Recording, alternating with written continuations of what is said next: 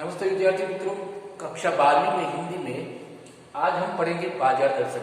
दोस्तों हम ये पढ़ चुके हैं, लेकिन आज फिर से उसको ये रिवाइज कर लेते हैं। पहले बात करते हैं इसका जो सार है, समरी है, उसकी बात करें कि इस पाठ में, इस निबंध में जयेंद्र कुमार उन्होंने किस बात पर यहाँ पर हमारा ध्यान आकर्षित किया है।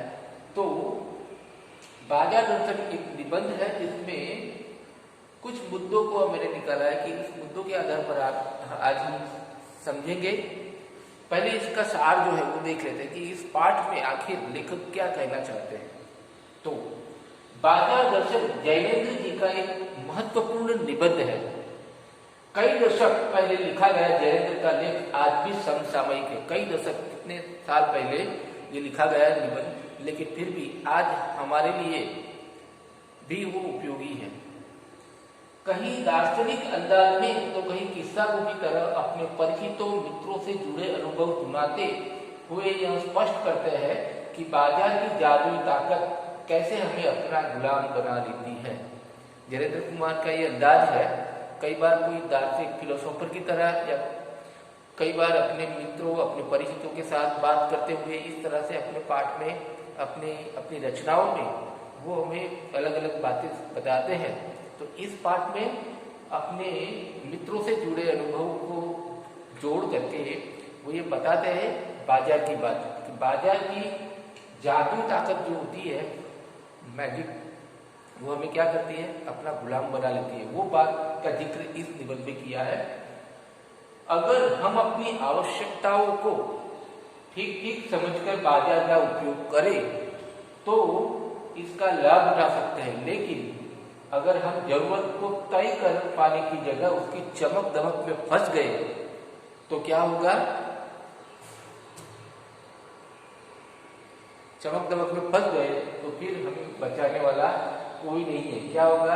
असंतोष। क्या हमें मिलेगा अगर बाजार की चमक दमक में फंस गए? तो हमें असंतोष, तृष्णा और ईर्ष्या से घायल कर हमें सदा के लिए बेकार बना सकता है। बाजार वो रूप है उसका, ये हमें संभल करके शॉपिंग करना चाहिए। अगर बिना हमने तय किए अगर बाजार जाते हैं तो या तो हमारी जेब खाली हो जाती है और काम की चीज़ हम लाते नहीं, ये सब कुछ हो सकता है, या फिर खाली हाथ भी हम आ जाए। तो इसके लिए जरूरी है कि हम अपनी आवश्यकता को समझें और फिर बाजार का उपयोग करें। आइए इन मुद्दों के आधार पर समझने की कोशिश करते हैं।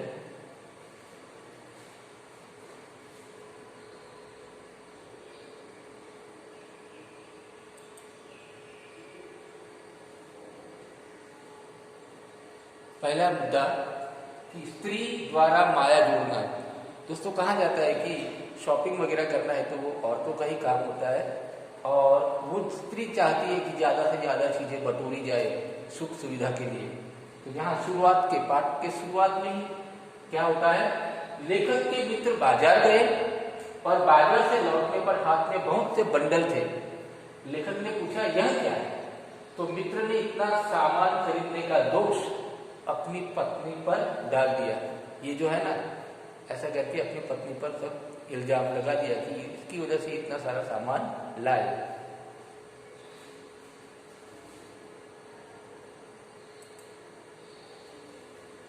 लेकिन लेखक का मानना यह है कि उसके मित्र ने अपनी कमी छुपाने के लिए पत्नी की ओट ली। असल में सामान खरीदने के पीछे मुख्य तत्व है मनी बैग, अथवा अर्थात पैसे की गर्मी। वैसे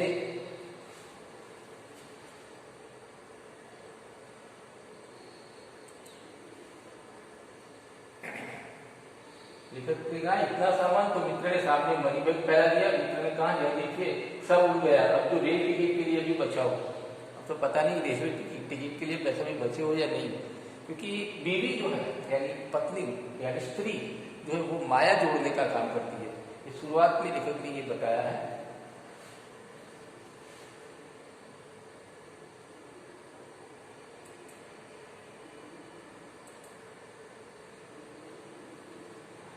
परचेजिंग पावर उसकी बात करें, पैसा पावर है और उस पावर को दिखाने के लिए अगर मकान, कोठी, माल, असबाब ना हो तो पैसे का महत्व नहीं रह जाता। लोगों को दिखाने के लिए सब चीजें खरीदते हैं। अपना परचेजिंग पावर यानी कि सामान खरीदने की ताकत ही पैसे का असली उपयोग मानते हैं। तो हम देख सकते हैं चित्र में, रहने के लिए घर, गाड़ी वगैरह तो ठीक है, लेकिन क्योंकि सबको दिखाने के लिए भी लोग कुछ सामान खरीदते हैं, ऐसे बड़े बड़े बंगले खरीदते हैं। लेखक के मित्र ने भी सामान जरूरत की तरफ देखकर नहीं खरीदा, बल्कि अपनी परचेजिंग पावर के अनुपात में खरीदा। अपनी बीवी को दिखाने के लिए तुम्हारे लिए क्या क्या कर सकता हूँ, तो ये अपना परचेजिंग पावर यानी कि सामान खरीदने की ताकत दिखाती है। तो ऐसे लोग जो है वो बाजार की सार्थकता प्रदान नहीं करते, उल्टा बाजार को बिगाड़ते हैं। क्योंकि जरूरत के सामान अगर हम लेते हैं तो उसमें बाजार जो है उसकी मीनिंगफुलनेस रहती है।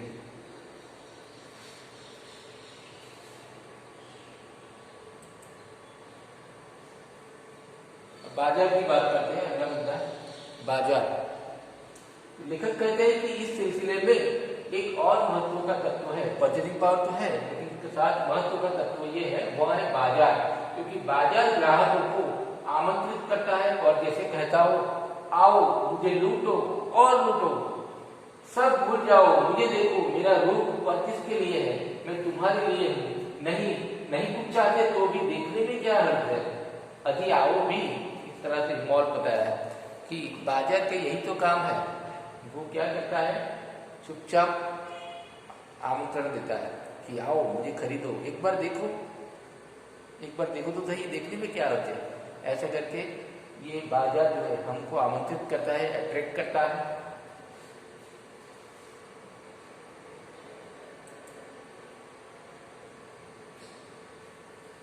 लेखक के अनुसार, लेखक बाजार की क्या बात करते हैं कि लेखक के अनुसार बाजार का यह आमंत्रण यद्यपि मुख होता है, लेकिन उसके द्वारा मन में सामान के लिए चाह जगती है। चाह का अर्थ हुआ अभाव। अगर हमने डिसाइड नहीं किया कि मुझे क्या लेना है क्या नहीं लेना है, लेकिन अगर वो बाजार की चमक दमक देखी तो हमें फिर अभाव अंदर से पैदा होता है, यार ये चीज तो मेरे पास है ही नहीं, ये चीज तो है ही नहीं। इस तरह से हमारे अंदर कुछ सामान लेने की चाहत जगती है। बाजार में खड़े आदमी को लगने लगता है कि उसके पास काफी नहीं है, उसे और चाहिए। इस तरह से बाजार ग्राहक के मन में हीनता की भावना उत्पन्न करती है। हीनता मतलब मेरे पास कितना कम है, कमी जो है उसकी भावना पैदा करती है। कौन? बाजार। तो ये बाजार जो है वो एक जादू है, और कैसा? मुख जादू, चुपचाप, जो हमको आकर्षित करता है।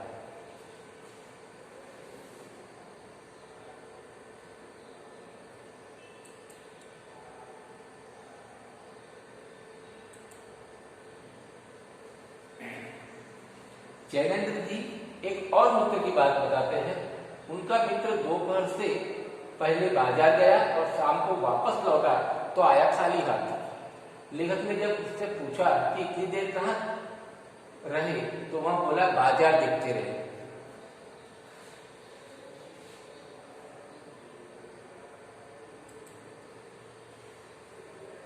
तो ये दोपहर ये गए थे सामान लेने, लेकिन खाली हाथ आए। उसका कारण क्या है? क्योंकि वो प्री डिसाइडेड नहीं हो गए। लेखक ने आश्चर्य की खबर पूछा, सामान तो कुछ भी नहीं लाए। तब वह बोला, हाँ, यह समझ में नहीं आता था कि ना लूं तो क्या, सभी कुछ तो लेने को जी होता था। कुछ लेने का मतलब है कि बाकी छोड़ देना, और मैं कुछ भी नहीं छोड़ना चाहता था, इससे मैं कुछ भी नहीं ले सका। लो, ये वक्त बिगाड़ा। तो इसका मतलब है कि ये लेखक के मित्र ने कुछ भी सोचा नहीं था कि मुझे क्या लेना है। अगर पहले से वो डिसाइड करके तय करके जाते कि मुझे ये लेना है तो कुछ लेकर के आते, लेकिन ये तो खाली हाथ आ गए। तो इसके लिए जरूरी है कि हमें बाजार से जो भी चीज़ लाना है उसका लिस्ट बनाना चाहिए, तो हम वही चीज़ें ला सकते हैं।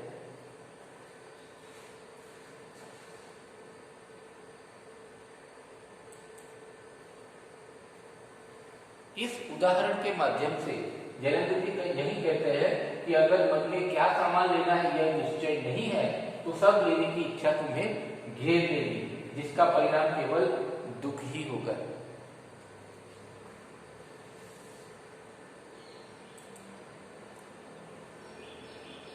अब बाजार का जादू। बाजार का जादू तब और चलता है जब जेब भरी हो और मन खाली हो। बाजार हमें लूटता कब है? जब हमने डिसाइड नहीं किया कि हमें क्या लेना है और हमारी जेब में पैसे ज्यादा है, तो फिर तो लूट गए। यहाँ मन खाली होने से निकल का अर्थ है कि ग्राहक का अपनी जरूरतों के सामान के प्रति निश्चित ना होना। मन खाली होना मतलब कुछ भी डिसाइड ना होना कि मुझे क्या लेना है। और फिर वह लेखक के पहले मित्र की तरह जेब भरी होने पर बिना वजह बाजार से सामान खरीद लेता है और बाद में पछताता है कि ये तो बेकार का में ले आया, पैसे तो रहे ही नहीं बाकी। तो इस तरह से बाजार का जादू तब चलता है जब हमने कुछ, हमारा मन खाली है, हमने कुछ सोचा नहीं क्या लेना है, ठीक है।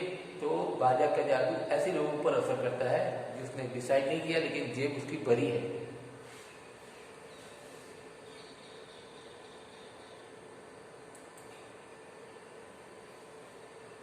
यह तो स्पष्ट ही है कि सामान खरीदने से चाहे थोड़ी देर मन के स्वाभिमान को अच्छा लगता हो, लेकिन कुछ ही देर बाद सामानों का बहुतायत होना पछतावे का ही कारण बनता है। ये होता है बाजार का जादू जो है वो हमें अट्रैक्ट करता है और हमें नहीं लाने की चीज हम ले आए, लेकिन वही जब चीजें जब हमें हफ्ते भरने होते हैं, पैसे भरने होते हैं या कहीं वो चीज का कोई इतना उपयोग नहीं होता तो हमें फिर वो खलल डालती है, परेशान करती है वो चीज कि मैंने बेकार में ये लिया है, उसकी कोई जरूरत तो थी ही नहीं।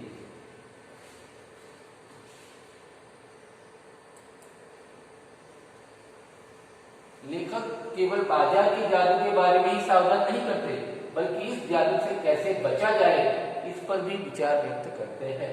लेखक कहते हैं कि अगर गर्मी में लू से जाना हो तो पानी पीकर जाना चाहिए तो लू नहीं लगेगी। ये उदाहरण दिया है, गर्मी में जा रहे तो पानी की बोतल साथ में लेकर जाना चाहिए। तो इसी तरह से जब बाजार जाना हो तो मन भरा हुआ होना चाहिए, अर्थात मन में अपनी आवश्यकता के प्रति निश्चितता होनी चाहिए कि मुझे ये चीजें लानी है, ये निश्चित होगा तो हम बाजार के जादू में फंसेंगे नहीं।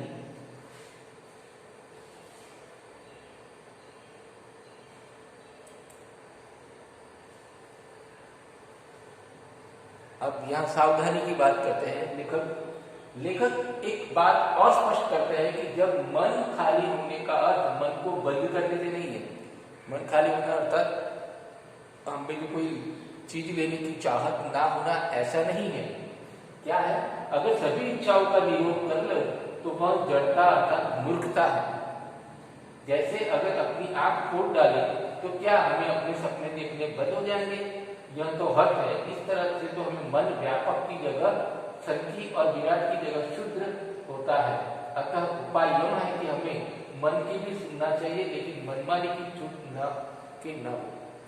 हमें क्या करना चाहिए? मन खाली होना अर्थात अपनी इच्छाओं को दबा ले, ऐसा नहीं है।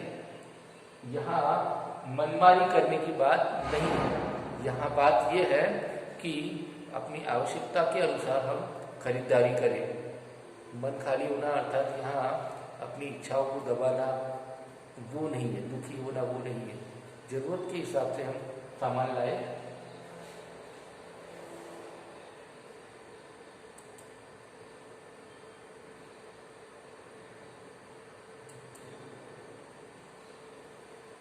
अब आते हैं भगत जी। भगत जी की बात करते हैं। लेखक इस तथ्य को समझाने के लिए एक महानुभाव का उदाहरण देते हैं जिनका नाम है भगत।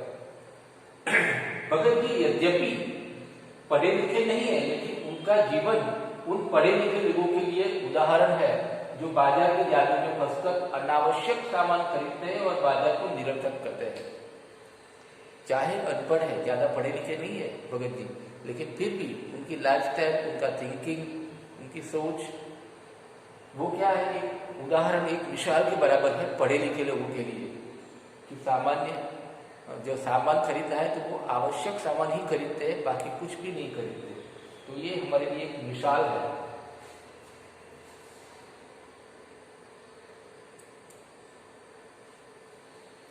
किस तरह से भगत जी एक मिसाल है हमारे लिए?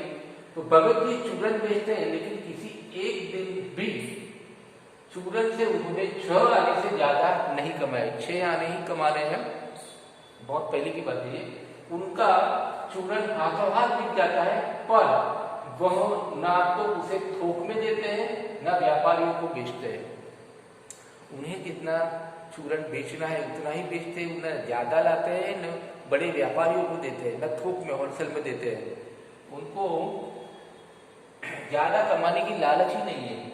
जैसे ही उनकी दिन की 6 आने की कमाई पूरी हो, वह शेष यानी जो बाकी बचा है वो चूरन बालकों को मुफ्त में बांट देते हैं। तो ये भगत जी है कि उनको बाजार की कोई लालच नहीं है, न ज्यादा पैसा कमाने की लालच है, इसीलिए वो तंदुरुस्त है।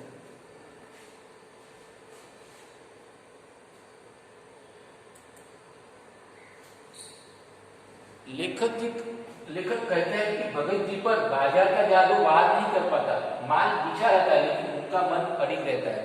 जब भगत जी जब चूरन का सामान लेने के लिए जाते हैं बाजार में, बहुत सारी चीजें होती है, लेकिन उनका ध्यान तो उनको जो भी चूरन के लिए जरूरी सामान लेना है उसी पर ध्यान होता है।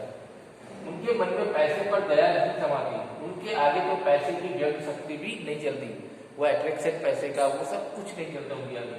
पैसे की व्यर्थ शक्ति जो आकर्षित करने की से बचने के लिए ही शायद समाज के लोग अपने पैसे का दिखावा करते हैं। कुछ लोग अपने पैसे का दिखावा करते हैं, सही में उनको ऐसी चीजें की जरूरत नहीं, लेकिन फिर भी वो ले आते हैं।